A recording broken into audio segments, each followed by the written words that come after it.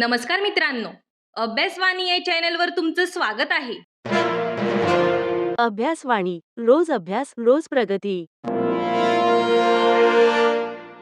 बघा, आपल्या सगळ्यांना माहिती आहे, सिलेक्शन लिस्ट ही लागणारच असते. परंतु वेटिंग लिस्ट म्हणजे काय आणि वेटिंग लिस्टचा वापर कधी केला जातो, या संदर्भात बऱ्याचशा लोकांच्या मनात प्रश्न असणार. तर आपलं सिलेक्शन नाही झालं तर वेटिंग लिस्टमध्ये नाव आल्यावर पुढे काय करायचं असतं? तर वेटिंग लिस्टचा वापर कसा केला जातो हे आपण या व्हिडिओमध्ये सविस्तर बघणार आहोत. तर वेटिंग लिस्ट जी आहे तिचा वापर कसा केला जातो, यात सगळ्यात महत्त्वाचं म्हणजे वेटिंग लिस्टमध्ये किती उमेदवारांना हे घेतलं जातं.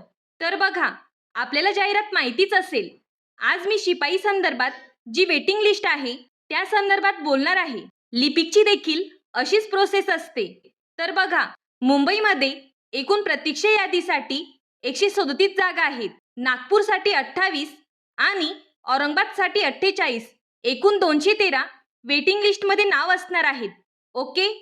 तर बघा, तर वेटिंग लिस्टचे उमेदवार कशी निवडले जातात, म्हणजे त्याची प्रोसेस कशी असते? तर बघा, सगळ्यात महत्त्वाचं म्हणजे जेव्हा वेटिंग लिस्ट असते त्यात सगळ्यात महत्त्वाचं कारण असतं की एखादा जो विद्यार्थी आहे त्याचं सिलेक्शन झालं आहे, परंतु त्याने कागदपत्र जमा केले नाहीत किंवा अपुरे कागदपत्र असतात तेव्हा. आता दुसरं कारण बघा, तो मेडिकल टेस्टमध्ये जर अपात्र झाला तेव्हा सुद्धा वेटिंग लिस्टमधल्या पुढच्या विद्यार्थ्याला घेतले जाते. आता तिसरं आणि महत्त्वाचं कारण आहे, जर एखाद्या विद्यार्थ्याला याच्यापेक्षा चांगली नोकरी लागली तर तो विद्यार्थी तेथे सिलेक्ट झाला असला तरी तो जॉब घेत नाही. मग तेव्हा दुसरं वेटिंग मधल्या विद्यार्थ्याचं नाव येतं.